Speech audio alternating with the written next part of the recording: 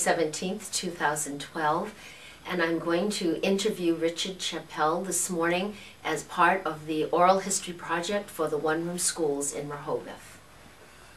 Tell us your name. I'm Richard Chappell, and I went to school in the Harris School. If I remember right, it was 2 years, and then I went to Pleasant Street School. And that's about the story of that, getting there. Richard, before we begin to talk about your time at Harris School, tell a little bit about your family. Can you tell the name of your mother and father? My father was George, and my mother's name was Etta, and my sister's name is Etta. She still lives in where we were born and raised, and she's 92 years old. And there was 2 families on the farm with 9 kids, and we had a ball, you know. 9 kids, hey. I'm sure you worked hard too. Oh yes, we got up in the morning and you had to go and do your chores, and then you went home and you had your breakfast and changed your clothes and went to school. Can you remember the different animals that were on the farm? Oh yeah, we had, when I was real small, we had pigs, and there was geese, ducks, chickens, cows, horses, big Clydesdale, I guess you would call them, that size horse for doing the plowing and all that. And then the TB test come in. I don't know what year that was, but it took out most of the cows, and they never restocked again. And what crops did your father grow? we grew everything. We grew vegetables, all types of vegetables, potatoes, corn, and you know, all the vegetables that you can buy, you know. Did the vegetables go to market, or were they just for the family? Some of them did. And we had barrels in the cellar that held potatoes and held apples and stuff from the orchard. So a coal cellar. Yeah, there was no heat and dirt floor, you know. And my father one year planted cabbage down in the cellar. Ah. And we had cabbage all winter. Very interesting and important to be able to do, because cabbage will keep, it will hold. Were either of your mother or father originally from Rehoboth, or did they grow up in other places? No, my mother came from Providence, I think. I have no idea. Mm-hmm. They told me years ago, and I forgot when. Mm-hmm. My father was born in Seacock. If like I was trying to explain before, the Route 6 and Reed Street. Mm-hmm. There was a big family farmhouse there, and it was old, and my father was born there, and he moved it. They bought the farm when he was 2 years old, and lived there ever since. So you said that there were 9 children, but they weren't all your siblings? No. 6 were mine. 3 were my cousins, lived next door.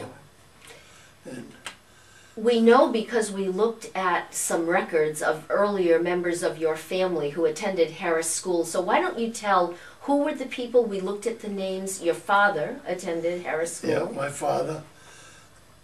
I don't know whether my Uncle Howard and Uncle Harry went there or not.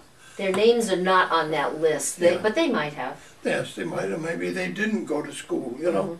Mm-hmm. But my father and my uncle went there, and my two aunts went there.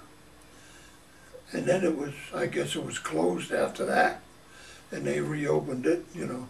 Yes, we whatever should year say, it was. yes, it was closed for a while. I think it was closed in 1923, but reopened in 1929 because the Pleasant Street School was overcrowded.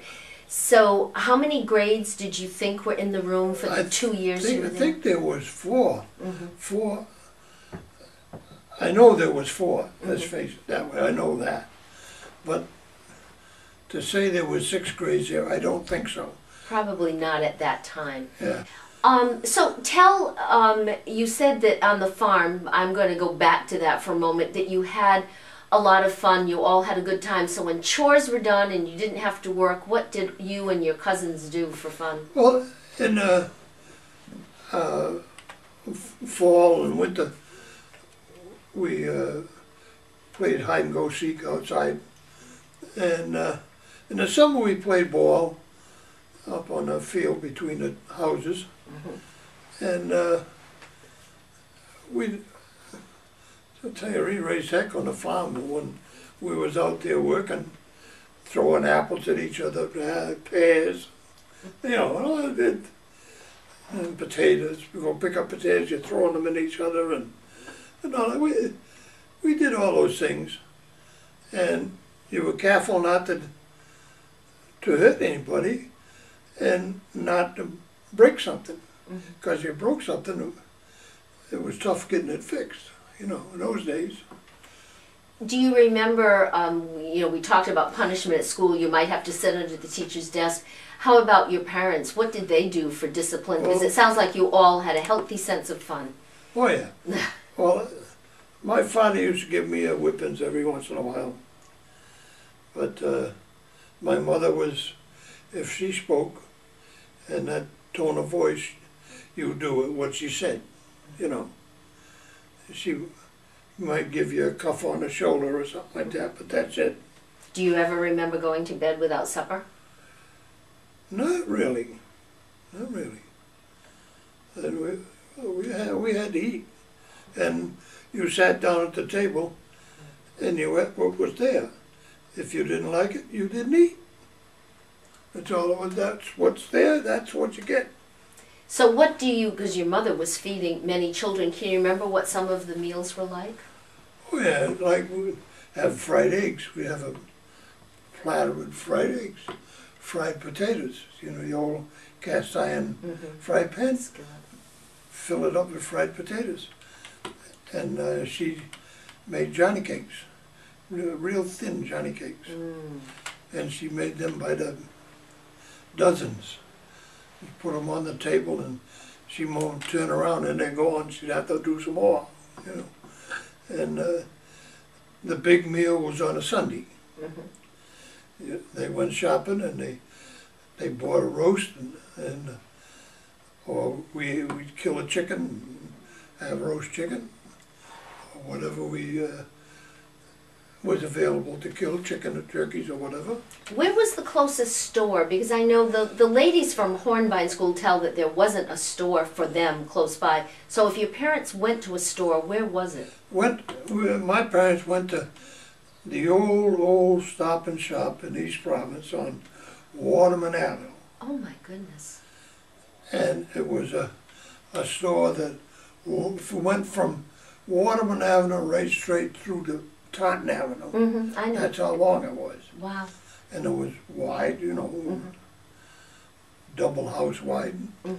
And all the stuff there. And my father would go up to the meat counter and tell the guy what he wanted. The guy would cut it up and give it to him. And we'd go out and go home, you know. When your father's, whatever you were growing on the farm, when some of those things went to market, did they go to Fall River or to Providence? Providence. Providence. Because it was a big market area yeah. there, yes. Yep. Yes, exactly. Yep. So I want you to talk about your teacher, but let's back up a little bit. How far was your walk to school?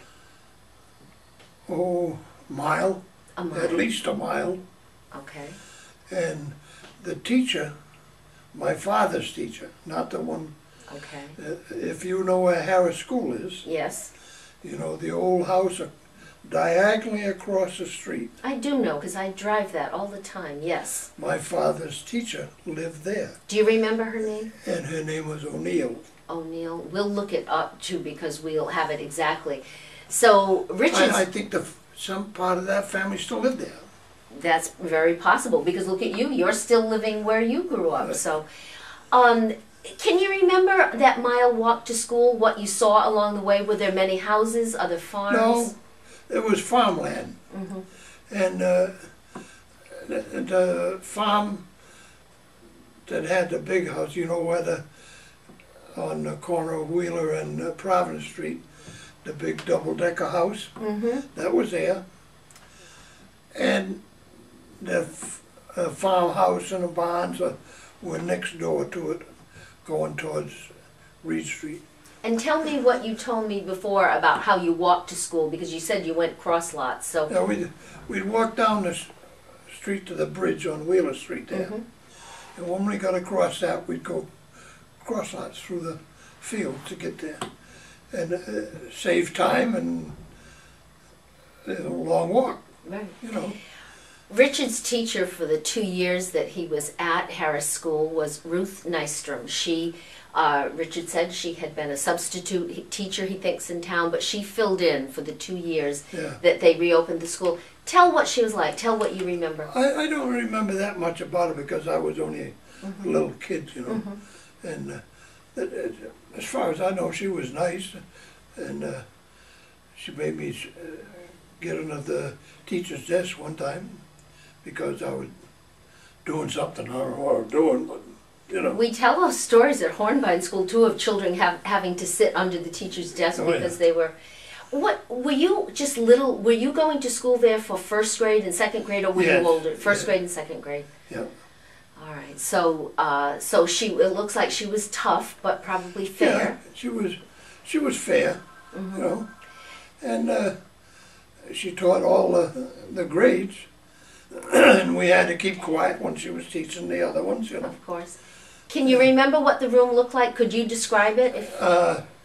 We went in the door from facing the street, facing Providence Street. And you had to go in a hallway, that's where you hung your hat and a coat, whatever you had on. And you went in and you looked over there, and that's where the teacher's desk and the blackboard was.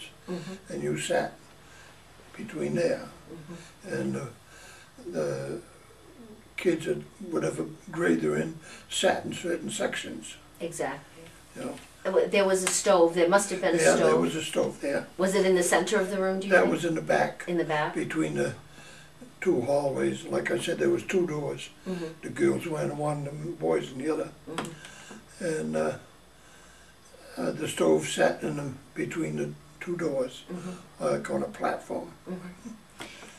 Do you remember, I know that you were young, but you carried your lunch to school, surely. Do you remember what your mother was able to give you to take for lunch? You know, just a sandwich and whatever fruit, like an apple or pear or something like that. Right. Yeah. How about for fun at school? I'll ask you because you said you had lots of fun on the farm, but let's talk about school. Can you remember what you played at recess time? Not in that school, no, I can't. Tell what you remember from a later school then. Oh, we played ball and catch and all that, tag and Pleasant Street. And when I went to Anawan, we played ball, soccer, and football, touch football. You know, you couldn't tackle somebody to ruin their clothes. You know, Exactly. can't afford them. Exactly. And there must have been an outhouse. We don't have any. Yeah, it was a double record one of in the that. back. Yes, and that's the kind that we have at Hornbein School Yeah. right now as well. Tell, go ahead, go ahead. Can you remember if you carried, well let me ask you this, can you remember if you carried any books? Did you own any books as a child? No. The first book I ever read was King Arthur. Wow. And I can't remember how old I was when I read it. Or where the book came from? Was it given to you? My aunt gave it to me. I still got it. I think I still got it at home. I bet you do. King Arthur's a great story, and children still love to read about King Arthur and the Knights of the Round Table. That's a great adventure. Yeah. It is.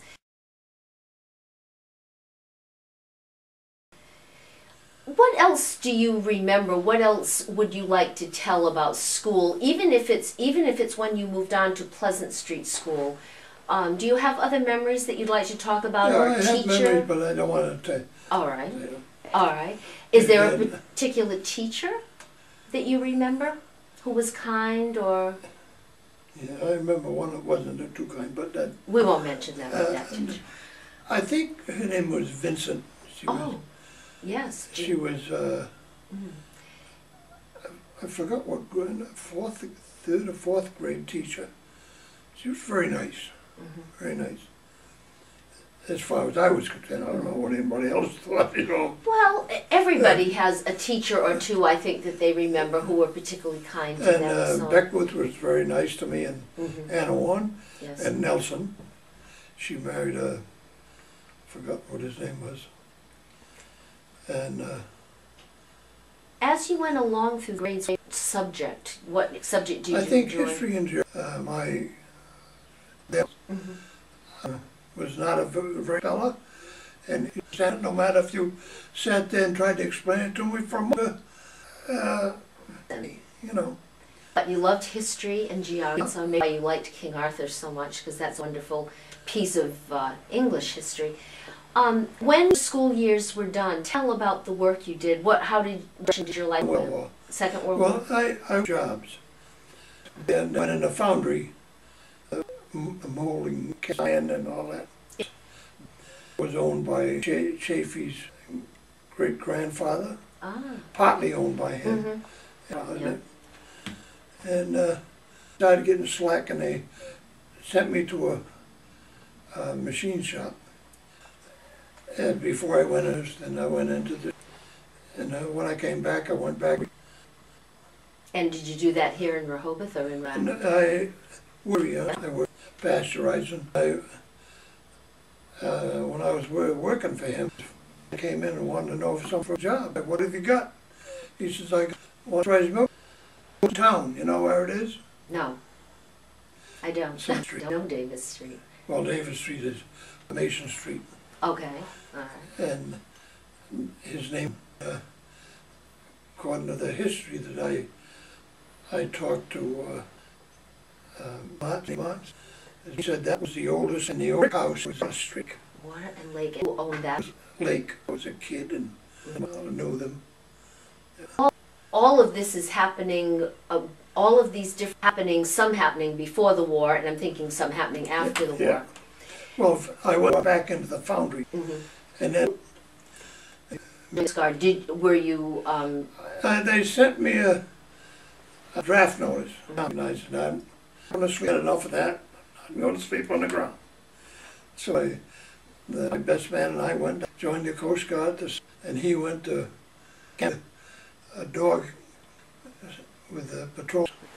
So during the war, where were you? You were out at sea. What, were you overseas, or were you here in this? I was stationed here, and I was born and we convoyed, and then they went to Iceland and over to Russia, England, and torpedoed at sea, and transferred, and then they shipped me out to California.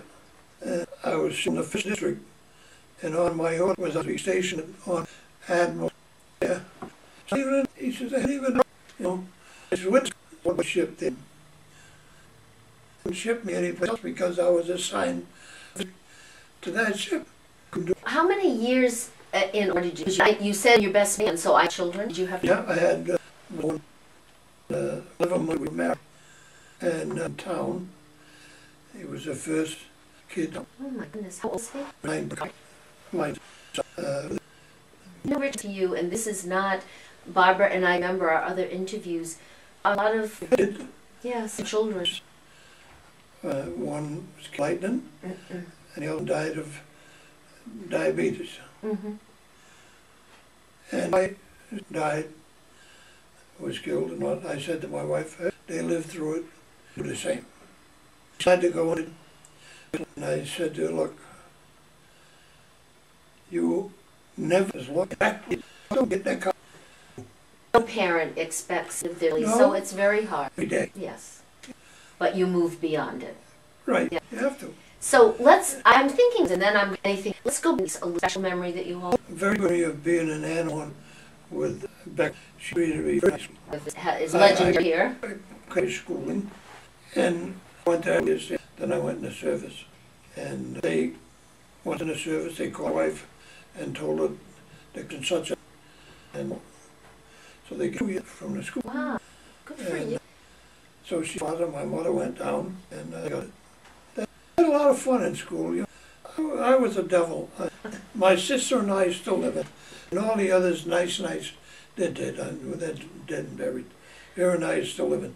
The devils of the place. I'm telling you. And you're still at it here. It sounds like. I don't care what. See you later. So so Barbara will be surprised. I'm going to say this is a question I wish we had asked in all the other interviews, and it's only occurred to me for this one. I'd be very interested, because you're up to be 92 this year. Sorry, nice. But now, what piece of advice would you give people learn in 90 years that you would someone else as a way of living their life, move along? Do you have a piece of advice? I'm afraid to. It might not be right. I'll tell you. And what say if they're talking to you? I don't have to take their. You don't like their advice, you don't do it. A good one. I am so perturbed at some of these people. And when my wife and I, when we were going together, and when we were married, if she was with me, she would walk inside the sidewalk towards the building. I was on the outside. And she made the remark one day, we was walking someplace, I forgot where it was, probably Providence, and the couple walked in front of us, and she said, that girl's for sale. She's on the outside. And I said, well, what's that tell you? I'm not even sure that young men today know that crazy old-fashioned idea, but a lovely one.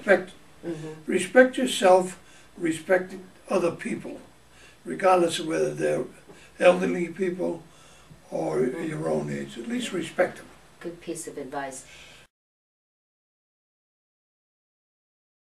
Is there something else you would like to tell about that I may not have thought to ask? Or Barbara, do you have anything? I know this is wonderful. I've loved being able to do this with Barbara, and I love stories, and many of my dad a little bit. And that you'd like to include because this will be a memory that will be held here at the museum in town for all time. So if there's something else you would like to add. You know, I had on a farm. We had J Country. Oh, One up in Pawtucket. Okay. What was they called? Narragansett? Yeah, I guess, yeah. I think that's anyway. He had won a race there, and he hurt his ankle. So they sold him to my father cheap, and they trained him with a harness, into a harness. So he'd pull a wagon, cultivator, and stuff like that. And so my father brought him home, tied him on the old well house post, where we had a big toilet with water in it, fed the animals. And the water in that was 35 feet to the, and you draw up a pail, and you took a glass. You couldn't drink that full glass. It would, you know. And so he drew up a bucket, and he put a bucket on the ground and put the water in there, led the horse over, picked his leg up and put it in the bucket. You know, that horse stood right there, never moved, and the swelling went down, you know. Oh so every day we'd put him in there and put him in the bucket. And the swelling stayed down, and no problems. He walked along and didn't do any nothing. So I used him and everything, and we put saddle on him, we rode. And got through working with him, and if you went to the well and you poured water in that bucket, he'd walk right over the bucket. And he knew what it was for. That's a great story. And he'd be down to where we lived, my mother, and he green door with his nose. So she'd go and open the window, put wax paper on the floor with some sugar in it. He'd stick his head in the window, eat the sugar, and whinny and walk away. Sounds like that horse knew a thing or two. He knew what he was doing that way. He knew what was there, what was there, and why. Yeah, wow, that's a great story. Did the horse have a name? Baldy. Baldy. Yeah. Wow. And I rode him for years. And then when I couldn't ride him, and he just let him out on the field, Pasture. take care of himself. And we had a Macaw Parrot. Did you? And he sat on the perch in the house there, into the perch. And we had clotheslines out, you know. Got some wire from the telephone company, electric light company, I don't know which, and he strung it on and used it for a clothesline. So my mother, he got on a porch, my mother put him on a porch door, and she went to take him and he nipped her.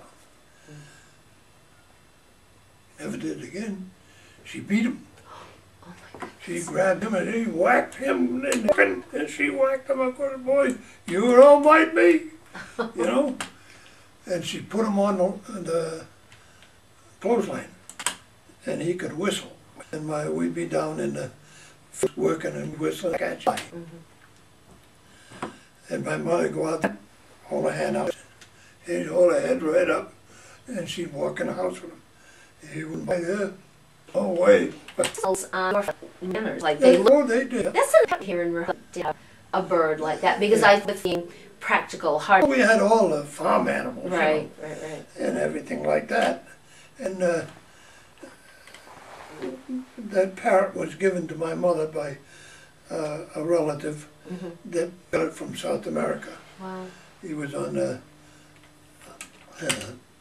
ship and went to South America, and he got it. But an exotic pet for a long time ago. And when he got too old, they put him in, my sister put him in CarpenterMuseum, and he died up there. They say they lived to be 100, I don't know. Well, He did live a long time. Yeah, they may. Those are great stories. So I don't know, is there anything else you want to add? No, but thank you so much. Oh, you're welcome. You know, I enjoy talking about what I know of the town. And a lot of people don't believe it, you know, what happened and all that. You probably don't. You know where Wheeler Street, I do. as you go up to Wheeler Street towards Providence Street, across the bridge. Yeah. Well, that snowbanks used to drift there. And we'd have to shovel from our barn all the way out to Providence Street. Wow. And everybody else above us shoveled to meet us, then they helped shovel that. And when we got through shoveling, the snow was piled up, and the school we had wide enough for the school bus, and all you saw is the top of that school bus on a pile of snow. That's where you knew the bus was coming, and you went down to the corner to get the bus. So I think winters really have changed here. There was much more snow, much colder weather. Yep. Cut ice? Did your father cut ice? Well, Mello, his name was, lived in Seekonk. He built the ice house, and my father and my uncles worked for him. Yeah. And they had, I can remember before they built that ice house that there'd be 500 or 600 people on the pond at Shad Factory there, skating. Wow. And you skated all winter. You didn't just skate a little while, and you skated all winter. You had ice all winter long. Yeah. Wow. Great memories. Great memories. And I can remember, it was laughed at, but not funny. A lot of things could have happened. We call it riding the Bendies on the ice. It rained an awful lot, and the rivers swelled up and everything. And then it froze. It was about that much ice. And we were skating. And as we were skating up the river was a mound like that up ahead of us, in between each one of us. They had me in the middle, I was the little one, and my oldest brother in front, my cousin in the back. And then we skated up the river. It just fell through. See you later, you know. Really? But we didn't care, we did crazy things. Sounds like you were a real risk taker, I think. All the time, doing things, oh boy, I'm telling you. But those are great memories. They are certainly very different from memories that children have today. Yeah, you'd pick potatoes and pick them all up, and then we'd go up to the barn and truck and we'd separate them. One's to go to market, one's to stay at our home, you know, and one for the... And my father told me to go feed chickens, and they had a rooster. And that son of a gun hated me. I don't know why. I said, "You want to go in there with that rooster?" "Yeah, go ahead, go on, go." So I said, "Okay." So I went in the barn, I got the grain, and on the way out I picked up a lad, 3-foot lad. So I went in the chicken yard, and that rooster, like this, crowing around, flying at me, and I went, boom, I hit him right side the head. Ooh. Laid him right out flat, like that. So when I fed the chickens, I picked up the rooster and took him on and threw him on the truck. My father says, "What did you do, kill him?" I said, "I don't know, I hit him in the head with a lad." And he laughed. Pretty soon the dang rooster gets up crowing. Never bothered me after that. Oh. It sounds like you learned from your mother how to manage. Jellies. Oh, it was necessary. That's how you survived the winter. Yeah. Yeah. Yeah. It was very, in those times, it was very interesting. And I still say that I think that I'm down early in life and up until I lived best of times, even in depression, because we always had something to eat on the farm. Of course. But we went to war, we came back, and me and my youngest brother were the only ones who went into the service. And we both came back. But life was simple, because you knew what you were going to do and what was going to happen. Or there was nothing, none of this racing around and doing crazy things, you know. I know one of the ladies from Hornbein School said now they were poor, but she said, but we didn't know we were because everybody was the same. Yeah, yeah, everybody. And they, you know, Ruth's on Brook Street, Pleasant Street, there used to be a shoe there. Ah, I think someone else has spoken about that as well. Yeah. Yes. And when we grew up, we had 2 pairs of shoes. And the ones you went to church or went to school with, and the ones you wore on a farm. Well, the ones that had got from Vincent's shoe store had rubber soles. Mark on the, if you moved your foot on they mark, black mark on the floor, you know. And hey, got in trouble with that, got in trouble with a lot of things. But that was, part of that was the fun of your life too. Yeah. Yeah. Okay. And I think it was an enjoyable life. And, you know, and my wife and all that, and we enjoyed each other. And we had 57 years. We went together for 64 years. Wow. So you knew one another from the time you were 6 very years young. before we got married. Yeah. And we did everything together. And that's the way it went. That's very special. Very special. Okay. All right, we all set. Also, okay.